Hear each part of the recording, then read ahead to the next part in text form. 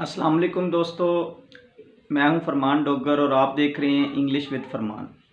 Students, आज के दौर में हमारे जितने भी स्टूडेंट्स हैं उनका सबसे बड़ा मसला जो इंग्लिश लैंग्वेज में है वो है टेंसेस का।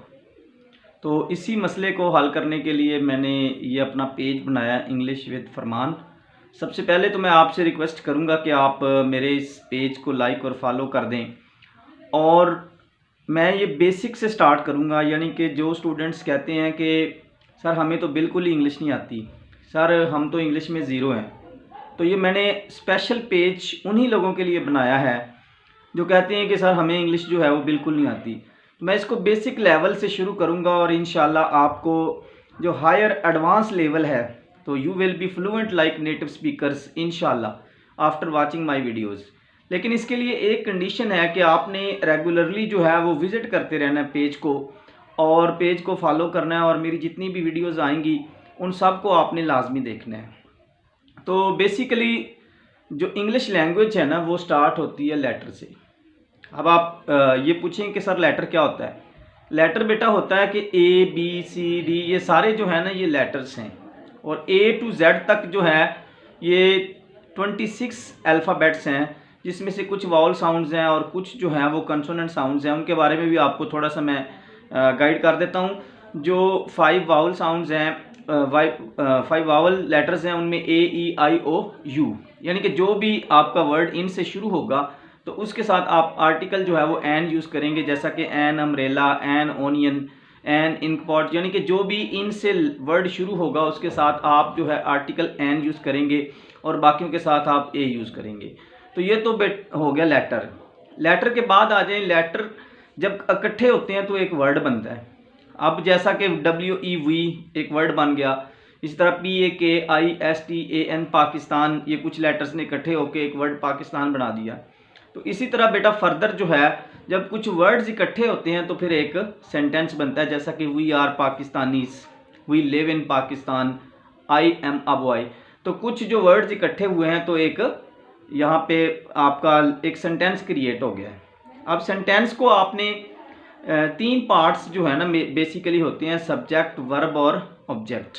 ये आपने कॉपी पेंसिल लेके बैठना है, ताकि क्योंकि मैं वाइट बोर्ड की फैसिलिटी जो है वो यूज़ करना थोड़ा डिफ़िकल्ट है, वीडियो बनाना थोड़ा डिफ़िकल्ट है, क्योंकि स्कूल्स में तो ऐसा अवेलेबल हो जाता है, लेकिन वाइट बोर्ड के सामने खड़े होकर वीडियो बनाना जो है थोड़ा सा टफ वर्क है। तो मैं आपको इंशाल्लाह अच्छे तरीके से करवाऊंगा, सिर्फ आपने कॉपी पेंसिल्स अपने पास रखने हैं।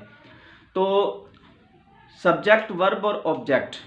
सब्जेक्ट होता है एक्शन डूअर, यानी कि फ़िक्रे में जो काम करने वाला होता है ना, जो एक बंदा काम कर रहा होता है वो होता है सब्जेक्ट। एक्शन डूअर आप उसको आम लफ्ज़ों में कह सकते हो, और जो काम वो कर रहा होता है वो होता है वर्ब।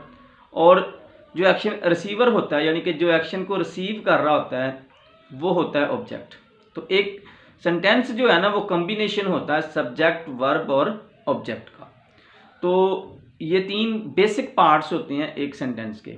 अब आते हैं हम टेंसेस की तरफ। ये मैंने थोड़ा सा आपको जो बेसिक लेक्चर दिया जो कि टेंसेस के लिए बहुत ज़रूरी है।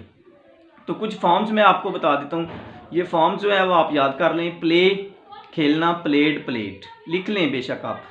राइट लिखना, रोट रिटन। ड्रिंक पीना, ड्रैंक ड्रंक। गो जाना, वेंट गॉन। स्लीप सोना, स्लेप्ट स्लेप्ट। चाहे आप ब्रेक लगा के स्लो करके वीडियो को इन फॉर्म्स को लाजमी लिखें, क्योंकि इन्हीं की बेस पे मैंने आपको 12 के 12 टेंस करवाने हैं। स्लीप सोना, स्लेप्ट स्लेप्ट। वीप रोना, वेप्ट वेप्ट। प्ले खेलना, प्लेड प्लेट। राइट लिखना, रोट रिटन। कुक पकाना, कुकड कुकड।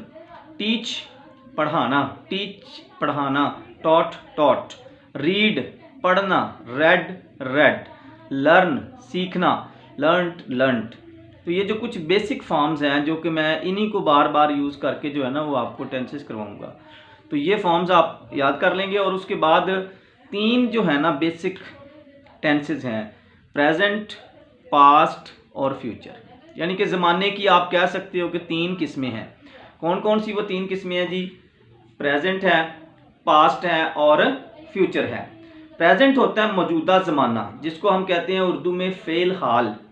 और पास्ट जो होता है वो आपका जो गुजर चुका है वो ज़माना होता है, उसको आप उर्दू में कहते हैं फ़ेल माजी। और फ्यूचर जो होता है वो होता है आपका आने वाला ज़माना, मुस्तकबिल जिसको आप कहते हैं।